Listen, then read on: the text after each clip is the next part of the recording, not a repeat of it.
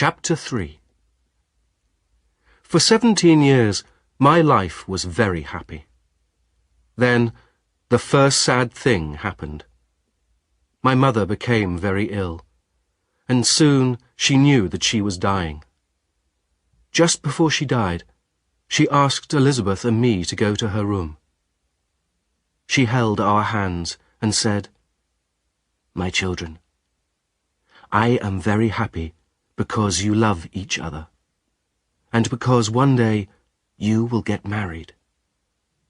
Everyone in the family loves you, Elizabeth. Will you take my place in the family, my dear? I can die happy if you will look after them when I have gone." My mother died, and we were very sad, because we loved her dearly.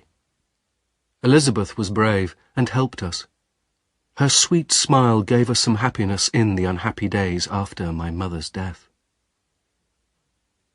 The time came for me to go to university.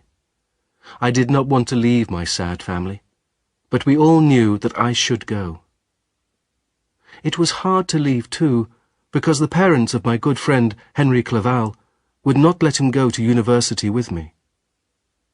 And so I had to go alone. On my first day at the university, I met my teacher, Professor Waldman, who was one of the greatest scientists in the world. He gave a wonderful talk to all the students who were starting at the university.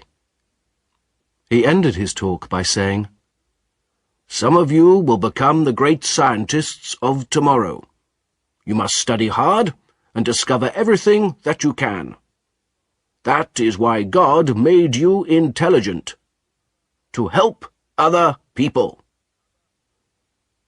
After the professor's talk, I thought very carefully.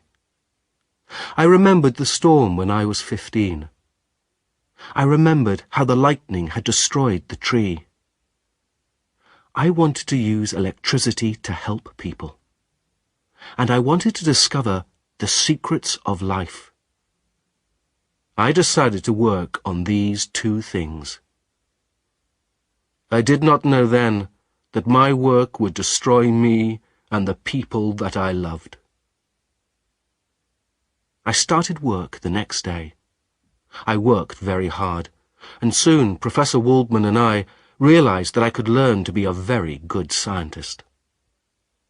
The professor helped me very much, and other important scientists who were his friends helped me too. I was interested in my work, and I did not take one day's holiday during the next 2 years.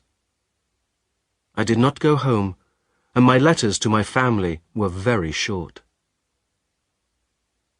After 2 years, I had discovered many things, and I built a scientific machine that was better than anything in the university.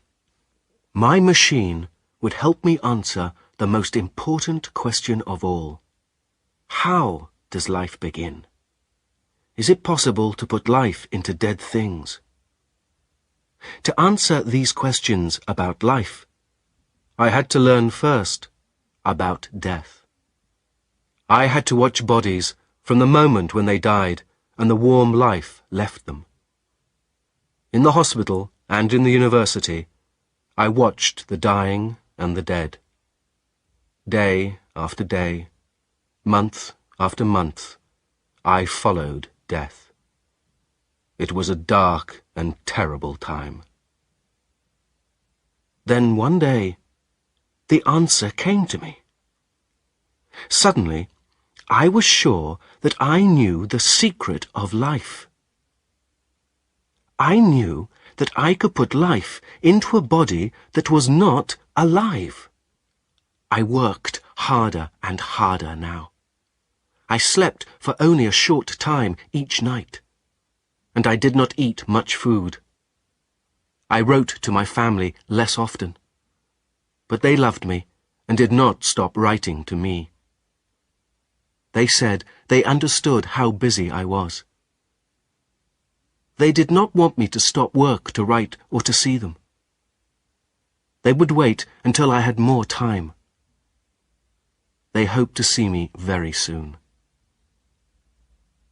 The professors realized that I was doing very important work, and so they gave me my own laboratory. There was a small flat above the laboratory where I lived, and sometimes I stayed inside the building for a week and did not go out. Above the laboratory, I built a very tall mast. It was 150 meters high, and higher than the tallest building in the city. The mast could catch lightning and could send the electricity down to my machine in the laboratory. I had never forgotten the lightning that had destroyed the tree. There had been so much power in the electricity of that lightning. I believed I could use that electricity to give life to things that were dead. I will say no more than that. The secret of my machine must die with me. I was a very clever scientist, but I did not realize then what a terrible mistake I was making.